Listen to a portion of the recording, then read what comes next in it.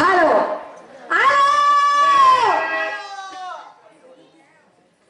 ஊழு அவள் வாயில எப்ப அத கூட நீ விட்டு வைக்க மாட்டேன். சரி விடு. அப்ப நீங்க நல்லா இருக்கிறீங்களா? நல்லா இருக்கிற மேசிக்காரங்க இருக்கிறீங்களே.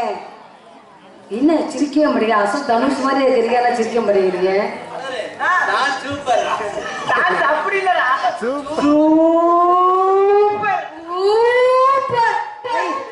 இது யார கேட்டா? அப்ப ஆரம்பிக்கவே இல்லை, அதுவும் சூப்பர்ங்கிற முந்தா செஞ்சில அப்படித்தான் இருக்கும். இழுத்துரு செஞ்சா நல்லா இருக்குமா? ஆயிப்ப இழுத்துரு செஞ்சா காய்க்காம செல்வமா ஆயிப்ப. அப்புறம் வந்தமா போட்டமா போனமான் இருக்கணும் போடுவோமா? நான மாட்டேன்னா சொல்லி நீ மட்டும் வாய்ப்பு கொடுத்து பாரு, உனக்கு எப்படி போடுறான் பாரு. ஆட பாய்ப்பையில இதெல்லாம் கேட்டாங்களா? செவனுங்க போட்டுருவோமா?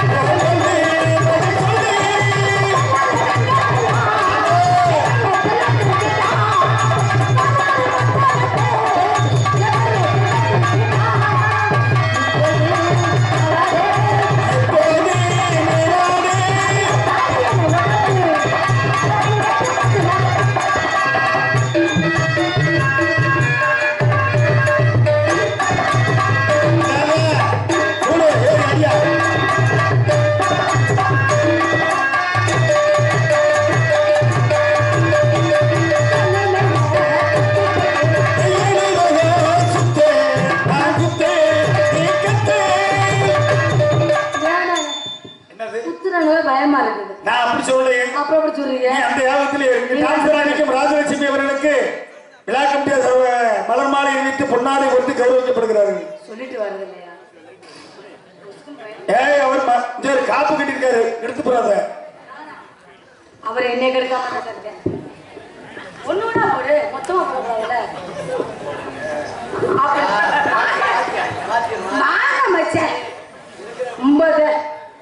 நீங்க காப்பு கட்டிருக்கீங்க, நான் காலைல காப்பு கட்டுறேன் உங்களுக்காகவே.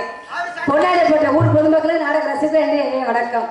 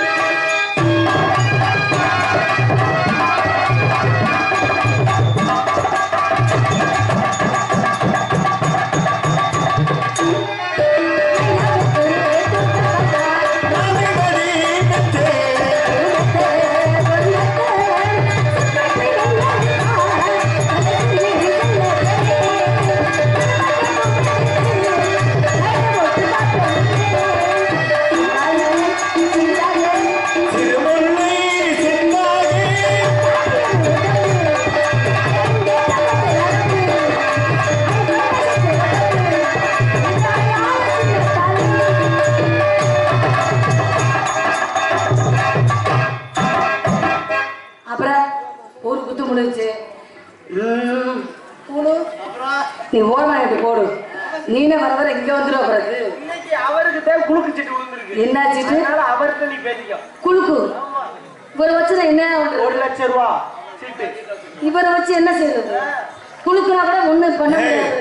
நாடக உலகத்திலே கூழுக்கு கிடைச்ச யோகம் மாதிரி யாரும் இல்லை. எப்படின்னு சொல்றீங்க? அவர் பல பேர்த்த குளிக்கிருக்காரு. டான்ஸ் அப்புறம் தொட்டு அமைக்கிடுவாப்புல. சேச்சே, என்ன பொறுத்த கூழ் அப்படிப்பட்ட ஆள்லாம் இல்லை. நம்மள டச் கூட பண்ண மாட்டாரு. ஏன்னா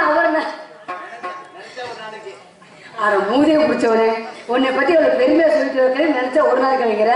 போயா போயா போயா